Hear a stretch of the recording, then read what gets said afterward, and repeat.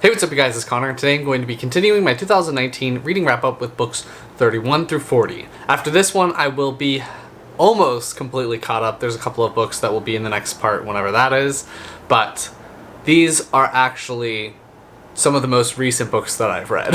If you guys don't know, in these videos I do quick mini reviews of all the books that I've read in a specific year. I don't go fully in depth into them and I don't spoil anything, so don't worry about that, but let's get started. The 31st thing that I read in 2019 is Umbrella Academy Volume 1. This is a comic book that is the source material for the Netflix show? I believe it's Netflix. This one follows a bunch of characters that were all born on the same day at the same time, I believe. They're all adopted by this guy and they are referred to by different numbers, but they also have names. Anyway, all of these characters have special abilities, except for one. This guy who's gathered all these children has trained them so that they're basically like superheroes and will be equipped to save the world when the end of the world happens.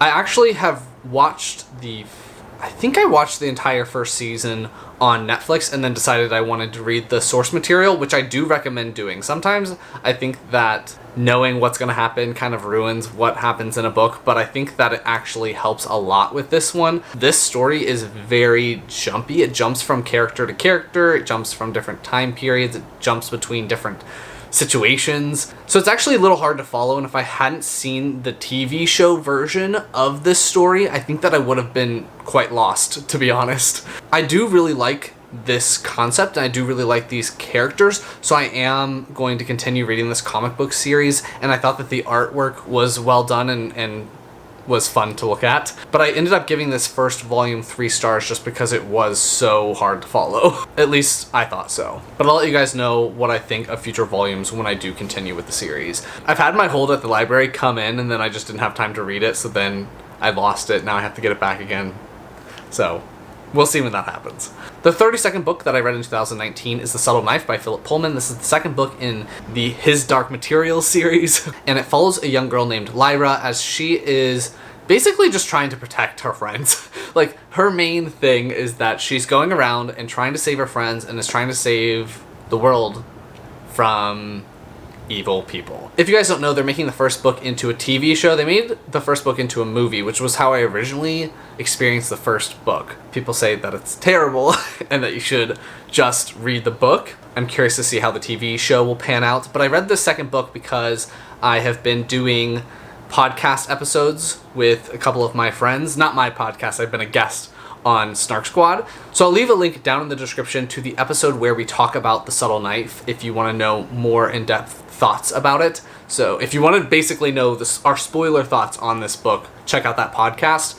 I didn't think it was as good as the first one. I think it's because there's such a different tone to this one. The first one is very like adventure story, let's save my friend, that kind of thing, and then the second one they expand the world so much and it slows down just a little bit. You also get another point of view character, so we start following a character named Will who is from a world that is very similar to ours if it is not our world. Will doesn't have an external demon. In this world, people have parts of themselves that are external and they take the shape of animals and they're able to communicate with them. So Lyra has her Pantalimon, I think his name is Pantalaimon is how they pronounce it in audiobook. I forgot to say that the audiobooks are incredible. Anyway, they're able to discuss, and Pantalaimon helps Lyra and Will on their journey and everything like that. I can't really go into too much of depth about what the series is about because there is such a big shift from the first book to the second book.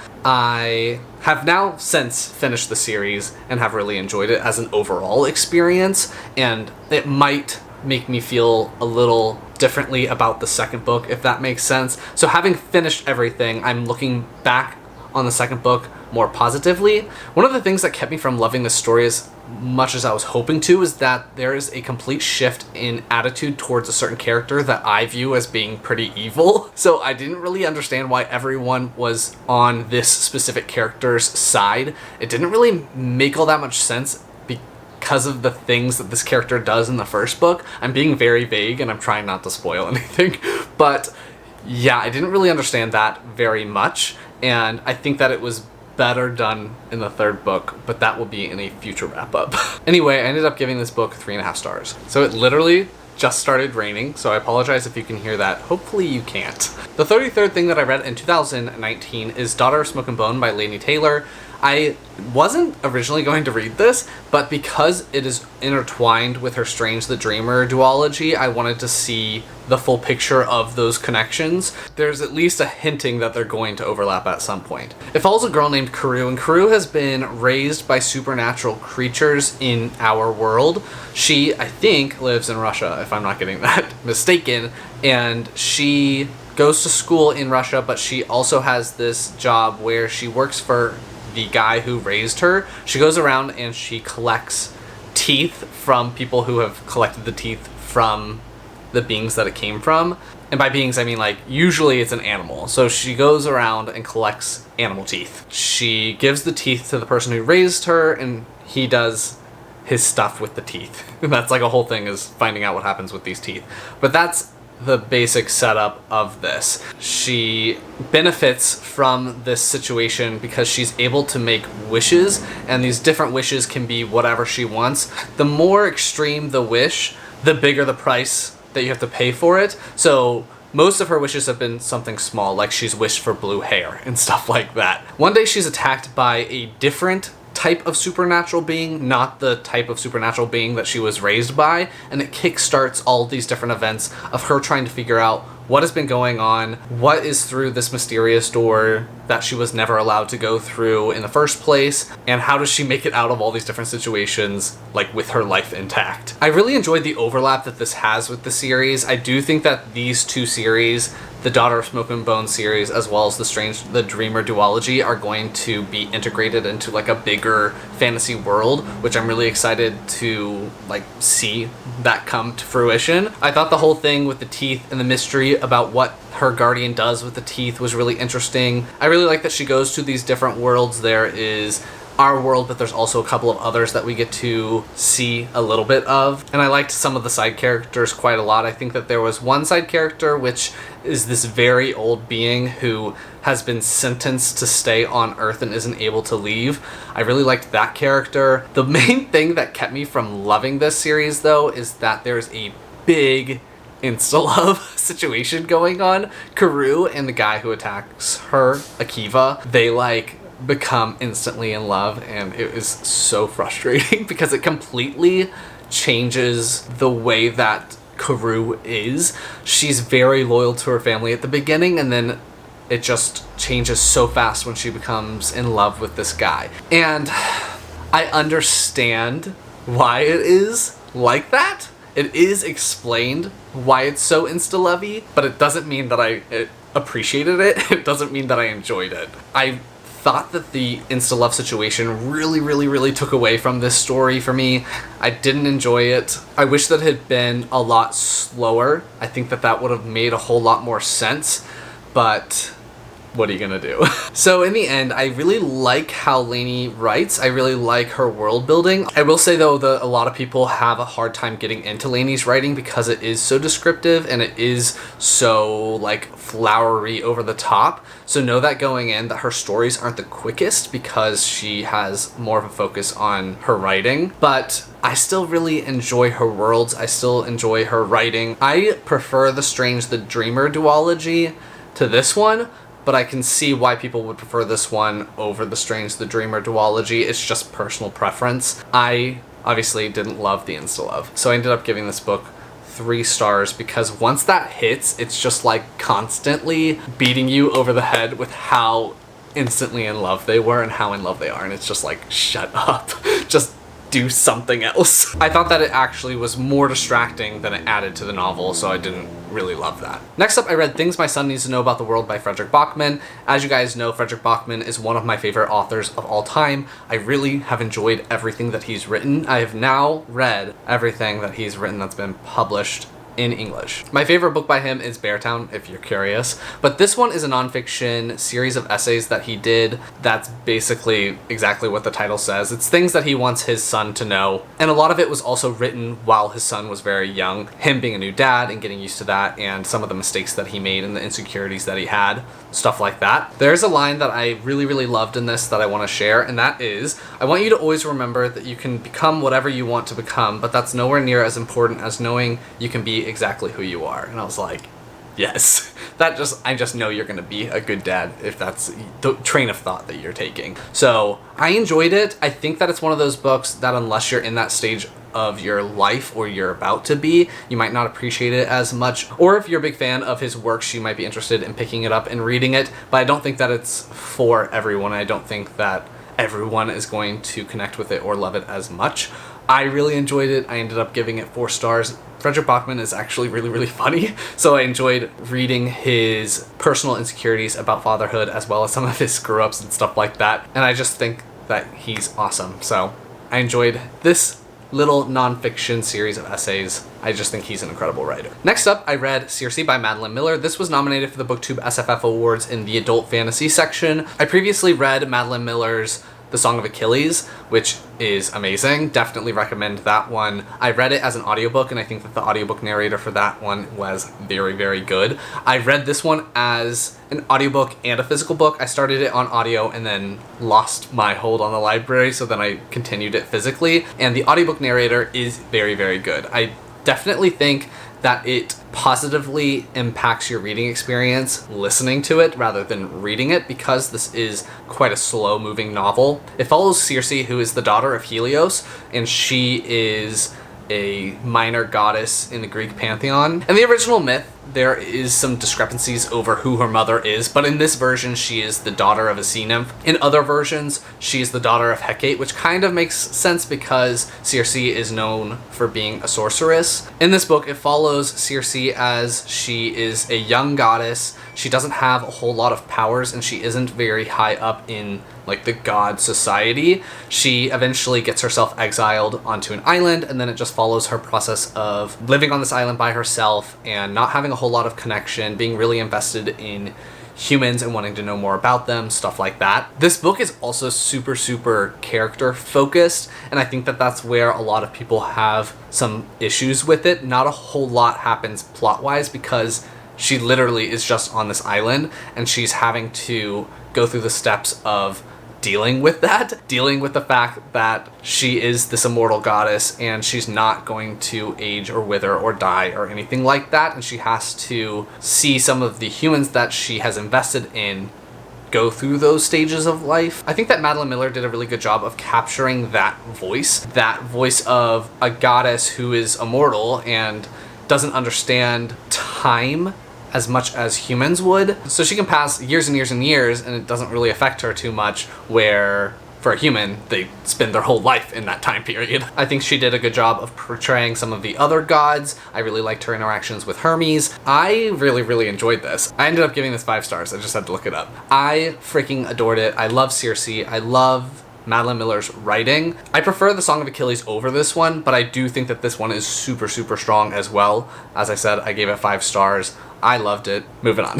After that, I read The Real Boy by Anne Ursu. This one follows a boy who is kind of like the shopkeeper for this wizard. In this world, magic has been gradually weakening. People are not as powerful as they used to be. There used to be these very powerful beings. They had tons of magic, and then they had to sacrifice themselves to save this town. Over time, the magic, as I said, has weakened, and so the sorcerers and the wizards that have come after that have gradually gotten weaker and weaker. This boy doesn't have a lot of human connection. All he really knows are all of the cats. He has names for all of them. They all have different personalities. He spends time with each one, and he also is responsible for stocking a lot of the things in the store. So he goes to the woods and he gets all of the herbs and all of the medicinal remedy ingredients. So he's actually over time learned a lot about healing and a lot about these different herbs. The new problem is that there have been attacks on the town, and different stores have been attacked by this unknown source,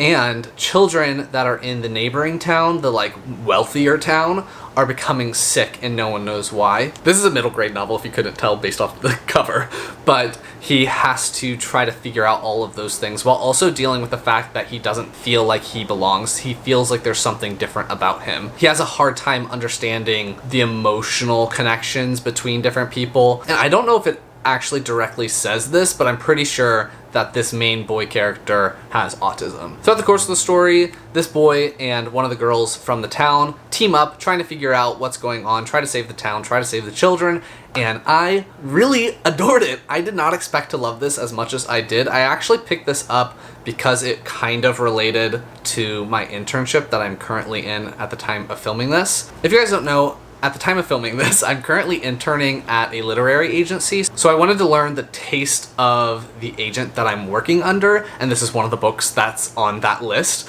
So I read it for that, but I really enjoyed it. I think that it's really well done. I loved the dynamic between the main couple of characters. I loved the main character. I loved his relationship with all of his cats. His journey through this was so just fun and relatable, even though it's full of magic and everything like that. So I really enjoyed this one. I think that the representation of autism in this is done very respectfully and done pretty well. I think I gave this one 4.5 stars. After that, along these same lines, I read The True Meaning of Smek Day, which is by Adam Rex. This one follows Gratuity Tucci. Gratuity is called Tip by her friends, so I'm just gonna call her Tip because I feel like I'm her friend. She's been living in the city with her mother and she hasn't been doing too well mental health wise. She is having a hard time day to day. So Tip has really been taking care of herself as well as her mother. The weirdness comes in when Tip's mom tells her that she had been abducted by aliens, and then weird things start to happen. Her mom starts to talk in her sleep, stuff like that, and then there's an alien invasion,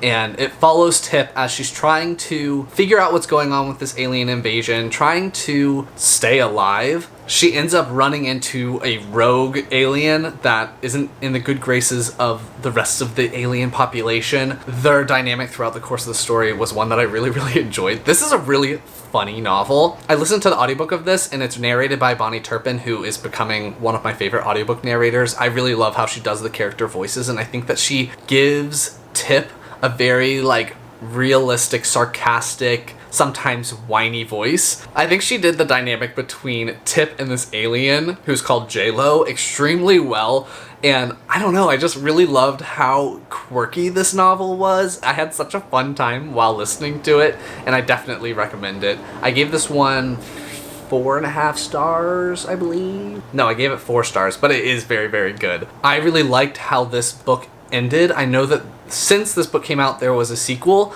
I'm not sure if I'm going to read that because I just think that it ends very well. I think that the ending is hilarious, so I definitely recommend this one. I'm not sure if I'm going to pick up the sequel or not. Maybe I will, but Tip is amazing, and yeah, recommend it.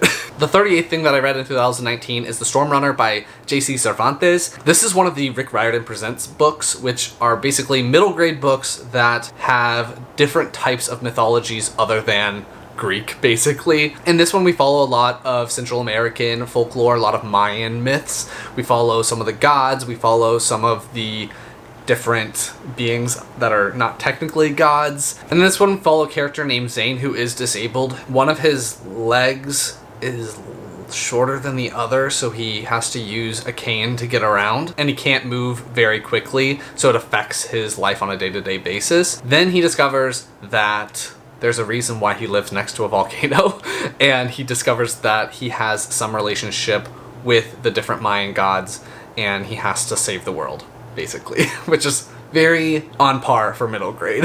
I really enjoyed learning about the different Mayan myths. I really enjoyed how they were well woven into the story. I think that Cervantes did a good job of working in a lot of myths, and I also appreciated that it wasn't like a one-for-one with Percy Jackson. Some of the other books have very similar beat patterns to Percy Jackson, and I like that this one wasn't exactly like that. There are some similarities. Like the type of humor is a little more dad jokey, but I really liked that in this one there is a parental figure that is actually on the journey with him. So I appreciate that there is an adult character that's going along on this journey, even if that adult character is not very mature. I liked that kind of twist on things. For the most part, I liked Zane as a character. There is one thing, though, that I wasn't absolutely loving. His disability affects his day-to-day life because he has a hard time walking when he doesn't have a cane. He's been bullied because of this in the past, and so it affects his self-confidence and stuff like that. The way that he views his disability never really improves over the course of the novel. It's always viewed as a huge burden on him, and it's not just something that he has to deal with. And at one point, his disability is magically not there anymore, and that's when he's having the best time during the course of the novel. So I didn't fully love that, and I've seen other reviewers also comment on that attitude towards disability not being a super healthy one. So I agree with that. Other than that, I also didn't really love Zane's big focus on the potential love interest. I think that could have come along later once they were actually invested in each other and they were actually friends or stuff like that. But he makes some pretty big decisions on someone he doesn't really know. So yeah, I don't know. I don't love when a main character's main motivation is someone that they just met that they also think is very attractive, but that's just me. In the end, I enjoyed this for the fun romp that it was, but there were a few things that I didn't love, so I ended up giving this like 3.5 stars. After that, I read Grey Sister by Mark Lawrence. This is the second book in the Book of the Ancestor, I believe is the name of that series. I can't remember. Oh, I actually have this book. It doesn't say on here. This one follows a character named Nona. She is saved from being hanged, and she's taken to a nunnery where she's trained to be like an assassin nun. The world is gradually being encased in ice, and the only area that they are able to inhabit is this strip of land that goes across the equator where the artificial moon has been reflecting rays to prevent the ice from completely destroying everyone. There are 4 main bloodlines that make up this population, and each bloodline has a special ability that's associated with it. There are 2 that are more magical based, and then there are 2 that are more physical based, where one makes you a giant. I think that one's called Durant, and then there's the Hunska, which are basically super fast. Our main character finds out that she has some abilities and is being trained at this nunnery to do those things and to serve the ancestor, basically. There's a lot more things that go on other than that. There are a lot more foes that hate Nona and want to take her down. I really, really loved the first book, and I really, really loved this one as well. I'm so invested in this world. I'm so invested in these characters. I love Nona.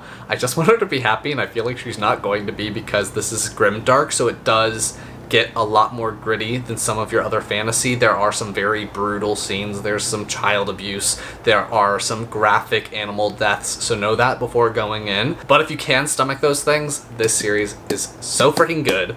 I love all the nuns. I love the relationships with each other. There are nuns that are in love with each other, and this is quickly becoming one of my favorite fantasy series because I'm so obsessed with it. I need to read the 3rd book just so I can know what happens. I'm a little worried. I don't know if it's gonna end well, but this 2nd book was very, very strong. I have seen other reviewers talk about how this one is a bit of a repeat of a lot of things that happened in the first one. It is very action heavy. It's very focused in on fighting. So a lot of the scenes, a lot of the chapters are all about fight scenes and people getting the crap beat out of them, basically, which I enjoyed. I really enjoyed reading that, but it's not for everyone. And the first book also had a lot of those elements. So I understand when people are like, oh, it's just a repeat, but there are a lot of new things that are introduced. There's a lot of different magical things happening that are really intriguing, and I really want to know what happens with them in the 3rd book. And yeah, I don't really even know what else to say. Just one of my new favorites, I guess.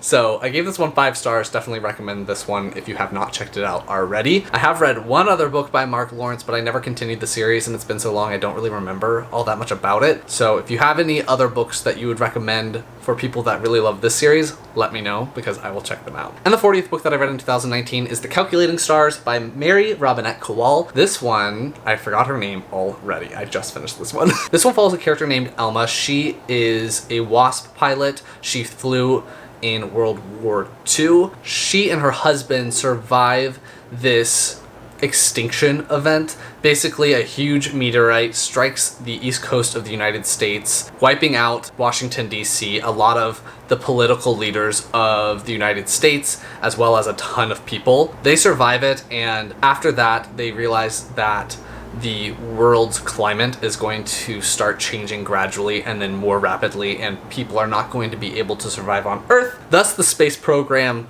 gets kick-started, and then it follows Elma as she's a part of this program and she wants to become a lady astronaut, and it follows this group of women as they try to become lady astronauts. I really enjoyed this story a lot. I really enjoyed reading about Elma.